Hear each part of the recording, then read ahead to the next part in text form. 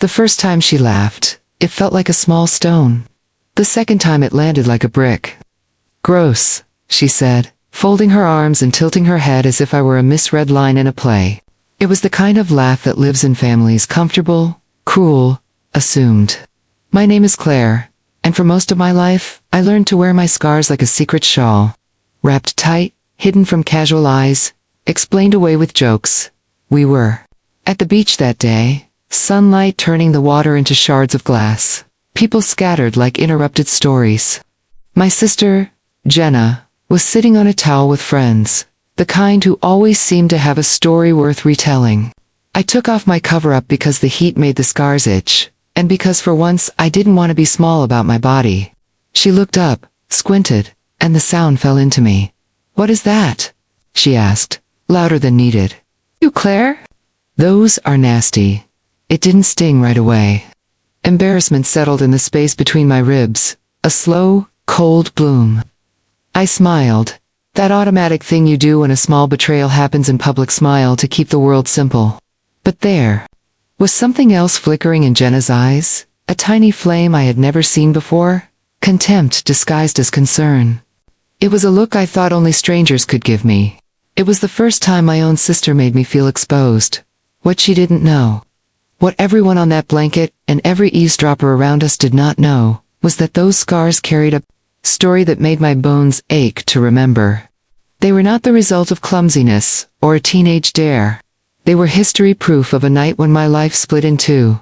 For years, I had told myself that those marks were only mine to bear, a private ledger of pain and survival.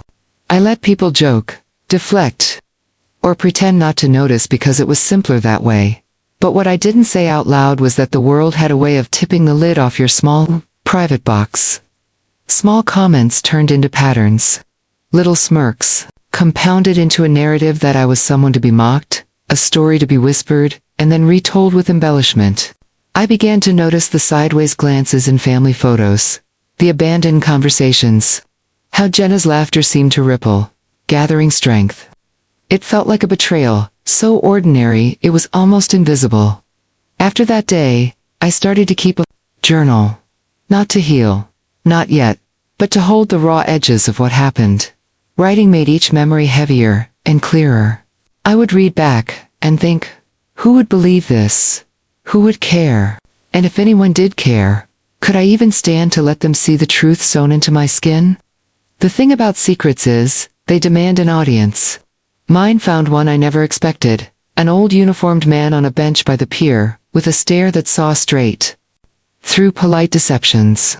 He would become the key, not because he wanted to be, but because sometimes the person who changes everything appears in the most ordinary way. He was an admiral, retired, with a slow voice and hands that trembled. When he talked about storms, I noticed him because he watched the ocean like someone listening for a story at first. The admiral was just a face in the crowd, a comfort to my restless pen. He would sit and watch the horizon as if it were a map of every regret he had ever navigated. I found myself telling him pieces of my life, in that journal voice, small, clipped, testing. He listened without the usual impatience. One afternoon, when the tide was low and the gulls seemed like punctuation, he asked, "What are those lines on your arms?" I hesitated. It felt absurd to explain to a stranger what my own skin said. But his eyes, steady, patient, made me fold back the paper barrier I had built.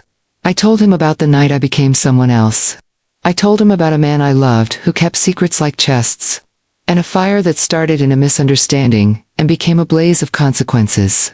I spoke about police stations and courtrooms, about whispered defenses and small, cowardly lies. I told him about Jenna's laughter and how it split my chest open all over again. He did not flinch. He simply nodded, as if he had seen storms tear through finer things before. Then he surprised me. "You saved people," he said. "I think I know how." "You do?" I asked, ridiculous and brittle. "Yes," he told me about a fleet long ago, vessels caught in the teeth of a storm. Young woman, my description fit the admiral's memory exactly, who had acted, without thinking, and saved dozens. The older version of that woman had gone quiet later, her axe folded away and uncredited. He spoke of names that appeared in reports, and others that did not. There are always gaps, he said. People who do the hard, invisible work don't always get their names in the papers. Hearing it was like someone lifting a weight off my chest. To be recognized for what I had done, not for how I looked, felt like air after a long time underwater. The Admiral had seen something that Jenna and others had not. The truth of my courage, hidden under the same skin they mocked, he offered. To show me proof. It was absurd. It was everything. We traced old logs, letters, and naval reports. Each document added color to the portrait. He sketched a portrait of a woman who had stepped into danger to steady others, who had been labeled carelessly afterward. It turned out my actions had been recorded somewhere in the bureaucracy of medals and memos, but the language had been softened and mised to names, erased, deeds flattened into footnotes. Someone had tidied the narrative so no one would feel uncomfortable. The truth was buried in paperwork like a fossil. When I confronted Jenna with this evidence, she didn't look surprised. She looked irritated, like I had brought a mess into her carefully arranged life. You always make things into dramas, she said, dismissive. You're looking for attention, Claire. Those words landed harder than her laugh had at the beach because now they felt deliberate, chosen. I realized then that her mockery was not about the scars. It was about control. To laugh meant she could keep the place she'd claimed in the family story. The battle that followed was not explosive. It was domestic and slow and bone-wearing. I showed relatives the documents, the Admiral's notes, the lines that put my name where it belonged. Some people denied what the papers suggested. Others changed their tune when confronted with print. But the cruel thing was not whether people believed me, it was that Jenna's dismissal had already seeded doubt in those who mattered most. I had to uproot that doubt with facts, and with my own steady voice. There were nights I wanted to give up. I would sit alone, let the ache come, and remember the Admiral's calm. Truth finds a way, he'd say. It wasn't the blind optimism of a hopeful person. It was the conviction of someone who had seen patterns bend under pressure. I started to see myself differently. Not as a fragile thing to be hidden, but as someone who had been brave and then minimized. The shift from shame to pride didn't feel immediate. It came in small corrections, a returned phone call, a cousin saying, I didn't know. A neighbor's awkward apology. Revenge, I learned, rarely arrives as a dramatic cliff. It came as a steady reclaiming. The Admiral and I presented the evidence at a small family meeting I insisted on. I spoke calmly, my voice a tool shaped by practice. I am not the story you've made me, I said. I did what I had to. My scars are evidence of that. I watched Jenna's face tighten, first surprise, then anger, then a brittle defensiveness that looked like a mask slipping. She tried to laugh it off, the old reflex. Claire, you're making this a thing again, she said, but the words were softer, because other people were listening now. My aunt touched my hand. My father stopped clearing his throat and met my eyes. It was not that everyone turned into an ally instantly. It was that truth, when offered plainly and repeatedly, has a way of reshaping the room. The real turning moment came when the Admiral read an excerpt from a report, a passage that named actions. Not as anonymous heroics, but with the clarity that my life deserved.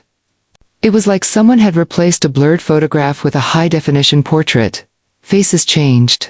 Jenna's laughter fell away, replaced by a silence that felt like unraveling. She left the room soon after. Not dramatically, but quietly. Like someone conceding a small defeat. I am not here to relish her discomfort. I did not want to crush her. What I wanted was to be acknowledged, to stop being the punchline in a family joke. Justice, in this case, was the restoration of my story to its rightful shape. After the meeting, apologies came in fits and starts. Some were awkward, some heartfelt, and some were never given at all. I learned to accept partial victories. Today, my scars still map my arms. They are not prettier for the recognition. They are just honest. I swim in the ocean without a cover-up sometimes, because the water has no patience for pretense. Jenna and I live in parallel now, linked by blood, but separated by the space her choices created. I don't cling to anger. I cling to the knowledge That I stood up and presented my truth. If there's a moral here, it is twofold. First, people will try to write your story for you, but you have the right to read it aloud. Second, recognition can come from places you don't expect. An admiral on a bench, a folded report, a quiet listener. I found peace not in revenge, but in being seen. The scars remain, but so does the story they hold. And for the first time in a long time, that story is mine.